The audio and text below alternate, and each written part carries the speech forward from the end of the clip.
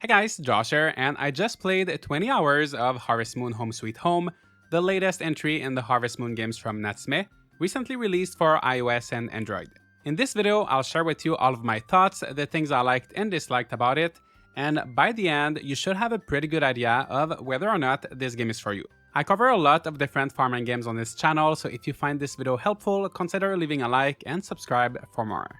As always, the game starts with creating your character. You will see it throughout this video, but Home Sweet Home shares a lot of similarities with Harvest Moon The Winds of Anthos, which released last year for PC and consoles.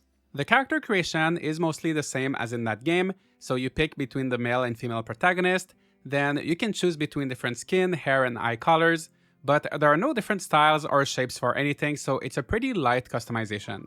You then pick your birthday. There are 4 seasons with 28 days in each to choose from, then enter your name and you're ready to go. The premise of this game is that you receive a letter from your childhood friend, which happens to be the other protagonist, and they ask for your help as the little village you grew up in, Alba, is not doing as well as it used to. You are being given a farm right away, and then starts the farming tutorial. Every time a new mechanic is introduced, a few pop-up screens tell you how it works, and those can be consulted from the menu at any time in case you forget. The gameplay is for the most part pretty standard, but if this is your first farming game, the tutorials are great to have. Since this is a mobile game, the controls are slightly different than usual. Simply tap on any tile in your field to till the soil. If it's tilled, then your character will plant a seed. Next is watering, then fertilizing. Tools are selected automatically, which I can find annoying in some games, and there were definitely some instances here when the character did not behave exactly like I wanted. For example, if I tapped somewhere to just walk across my field, sometimes my character would start tilling the soil. However, I understand that with a mobile game you want to avoid making the controls too complicated, so all things considered, even though it was not perfect, it worked quite well. Tapping each tile individually is a bit time consuming at first, and I do wish that the animations and overall process were a bit faster, but as you upgrade your tools, you will unlock the ability to tap and drag to select multiple tiles at once. You will still have to watch your character do each action one at a time, which is unfortunate. It's not like in most games when you upgrade your watering can and you can water multiple tiles at once. So it's not much faster in reality, and I wish it was different, but it gives your fingers a bit of a break. Once the farming tutorial is done, you're free to move around, and that can be done in a few different ways. One is by tapping anywhere on the screen. You can also hold your finger down and just move around like this. You can use a virtual joystick, or my favorite method, you can open the map, click on any area, building, or character, and have your character just walk there automatically. Whenever I had to go from my farm to the village or the mountain, that is what I did, and I found it very convenient. One thing I do have to point out is that most of my time with this game was actually played on PC. So when this game came out, there was a bug with the Android version, and it wouldn't launch properly on a lot of Android devices, including my phone and my tablet. So I had to use BlueStacks, an Android emulator for PC to run the game. That issue has been fixed now, and I couldn't figure out if there was a way to transfer my save file from my PC to my phone, but I did test the controls, and navigating the menus and everything was good even on a small screen. I got confronted to another issue with my phone, however, so my phone is set up in French, and when I booted up the game, it looked like the game was available in French as the text from the main menu was translated, but beyond that, there was practically no text anywhere except in a very few places. I opened the language settings menu, and there I saw English, German, and a huge empty space for other languages to be listed, and an invisible box was selected for what I presume would be maybe the future French translation. I'm guessing they're probably still working on these translations. If you're able to watch this video, you're probably fine to play in English, but I found it a bit strange how the game was like maybe 5 to 10% translated, but it still let me play in French. So if your phone is in another language and you're wondering why there's no text, maybe you should try English or German. All of that being said, one thing I do appreciate with Home Sweet Home is that it does not feel like a mobile game. It's a one-time purchase, no microtransactions, no daily login rewards or having to check on the game every day, no need to create some account or to connect to a server. You just buy the game, download it, play it. It's really like a regular, normal farming sim.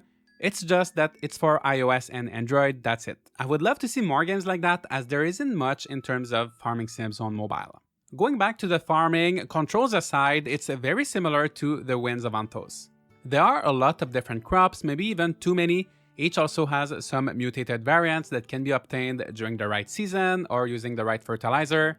But part of the appeal of this game, I think, is trying to get all of the crops and to complete your encyclopedia.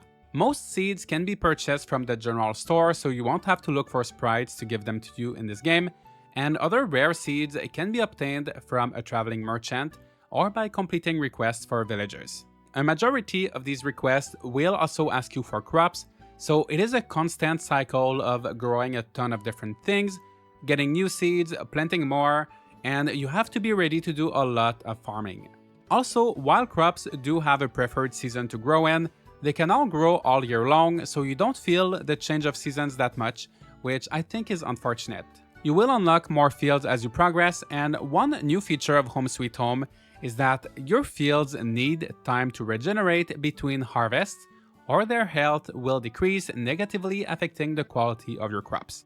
This mechanic is not explained very clearly at the beginning of the game, but you eventually get a machine that lets you see the status of each field, and you can also use it to apply conditioner to regenerate them faster. As much as I thought that the idea of rotating fields was very clever at first, I found that my fields got sad very quickly and it became more annoying than anything else to manage, so I wish things were balanced a bit better.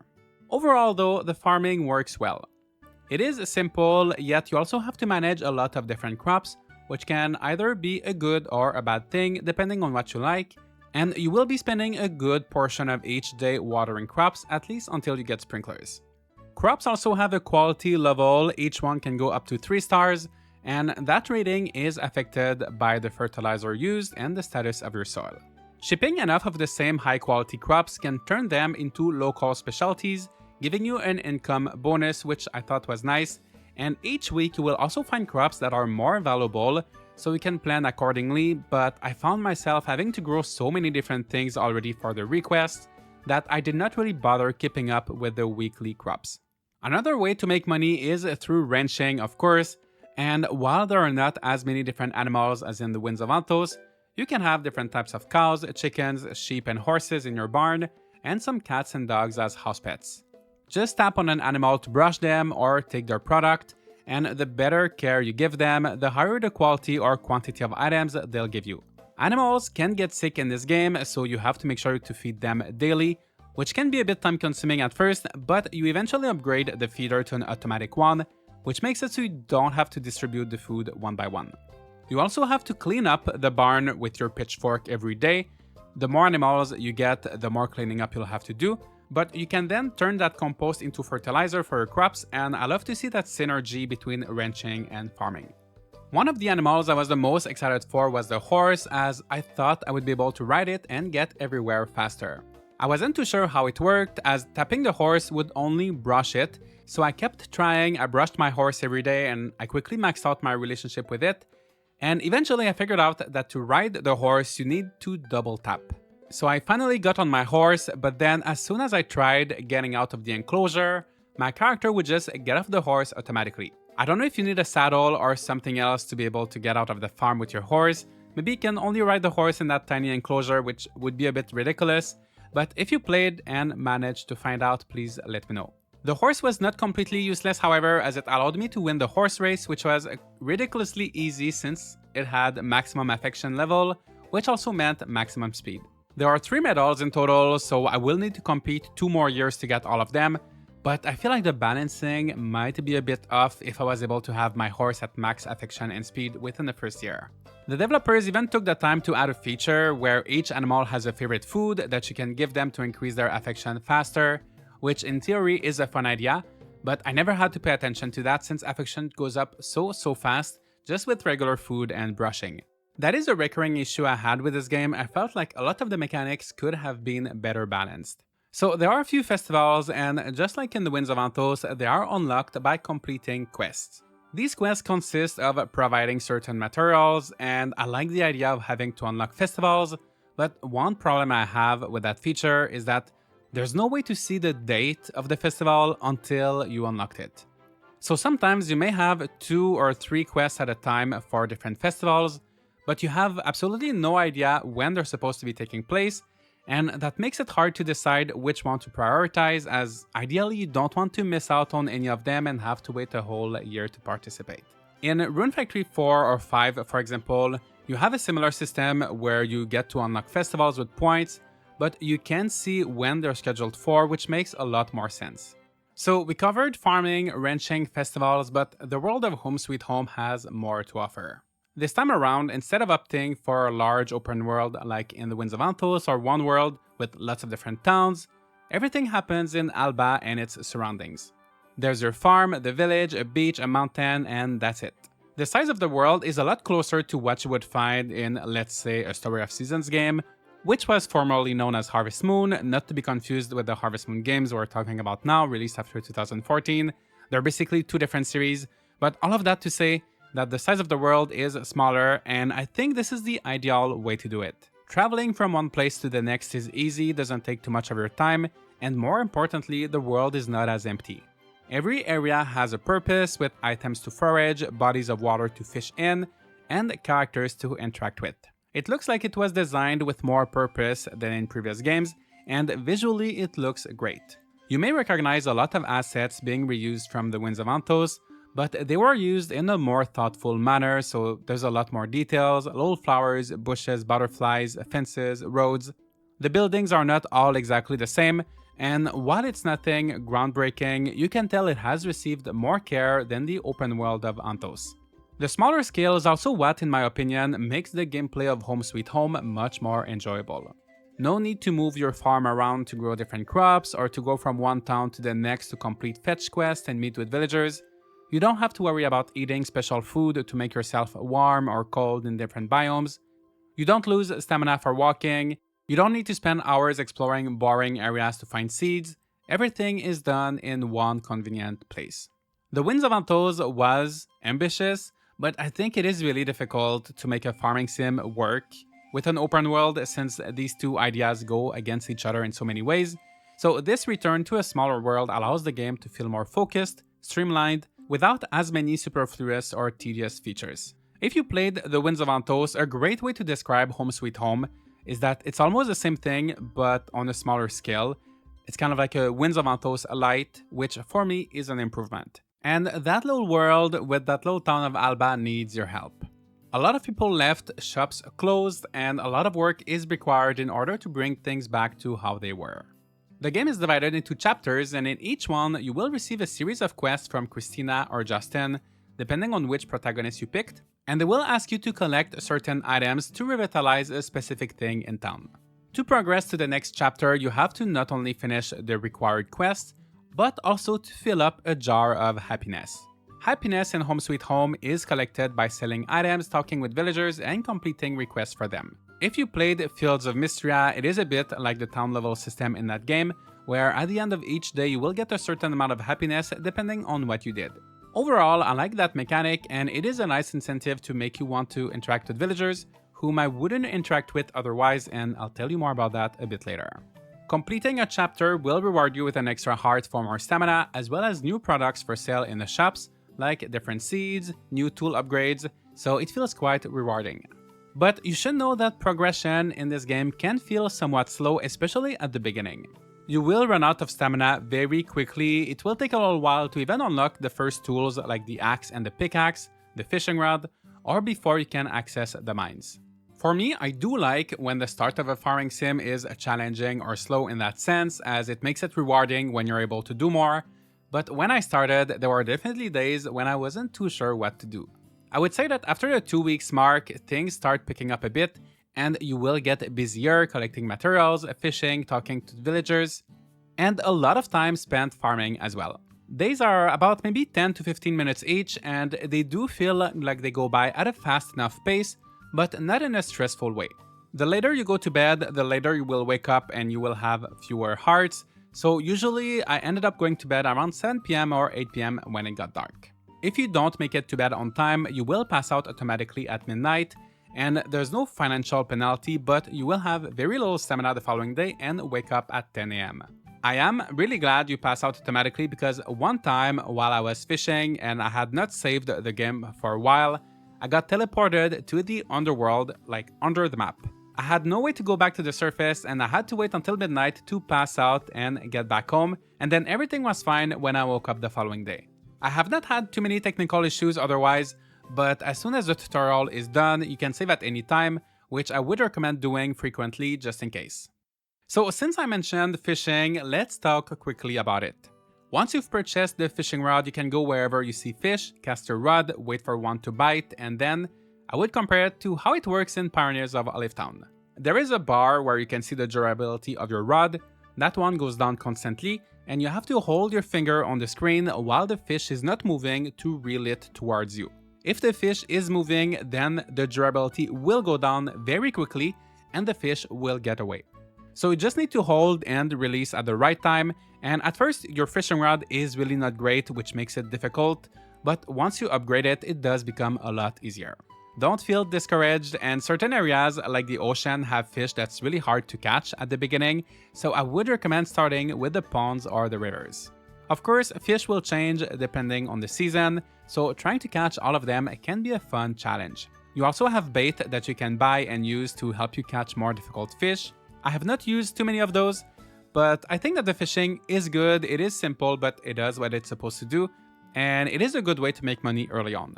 When you're not fishing, foraging, or farming, then you're probably spending some time in the mines. Once again, these are very similar to the ones that we had in the Winds of Antos. Using your hammer, you can break ores, so some of them are visible on the ground, and you also have a radar that shows you exactly where you need to hit for hidden ores that are buried, as well as ladders to go down to the next floor. I know that is a small nitpick, but I don't like how so many of the ores look almost identical. If it looks yellow, I can never tell if I'm about to get copper or gold. If it's gray, I don't know if it will be silver, iron, glass, or crystal.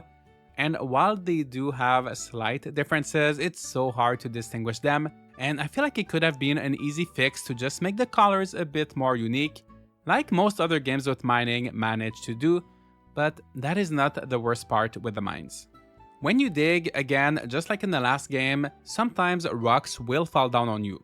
You will see shadows where they'll drop, so you will know that they're gonna fall on you, but because there's a slight delay between when the mining animation finishes and when you can start moving again, and the rocks do fall pretty fast, I found it almost impossible to avoid them. That resulted in me losing so much stamina or passing out, and I don't mind a challenge while mining, but it just felt unfair more than anything else. Like a lot of things in Home Sweet Home, the mining is very simple, but there are these little things here and there that prevent it from being as enjoyable as it could be. Especially since mining is something you will be doing a lot, as ores are required for a lot of quests, to unlock festivals, upgrade your tools, make sprinklers, and upgrade your house. Once again, just like in the Winds of Antos, I don't know how many times I'm saying this in this video, but this game has a bit of customization.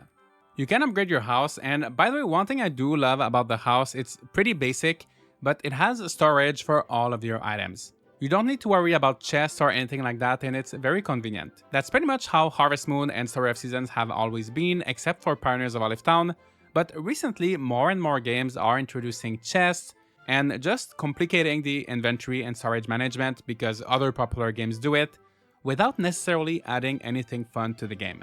So I like that they're sticking to what works here, and you just start the game with a very useful storage. Your house also has a radio that you can use for the weather forecast, a kitchen to cook meals, a dresser to change your character, or change the interior of your house. I've not done too much of that because I am keeping my resources for the main quest, but while you can't move things around, you can replace some of the furniture like the bed, the table, a rug, even the floors and the walls with different ones. Similarly, you can get more outfits, and all of these things do take a while to unlock, but they are there if you want to change things up eventually. Your spouse can also move in with you, and you can have a child together like in most Harvest Moon games. Natsume has been doing this thing in their recent games where you need to finish the main story to get married. In this one, I believe it is after chapter 9, so I'm not there quite yet, but it brings me to a greater issue I have with this game. Getting married is never my priority, but I feel like a lot of things are either locked behind story progression, or simply not worth doing until you've done everything else. For example, I would love to start customizing my house a bit, even if it's nothing fancy, but most of the furniture requires a lot of materials, like for example palm wood, but there are very few palm trees in the world, they take a couple days to regrow, and you need them to progress in the story, unlock festivals, along many more other important things, making it feel like there's never a right time to just get some furniture. Same for the outfits, most of them require about 10 pieces of fabric, but I need that same fabric for more important stuff.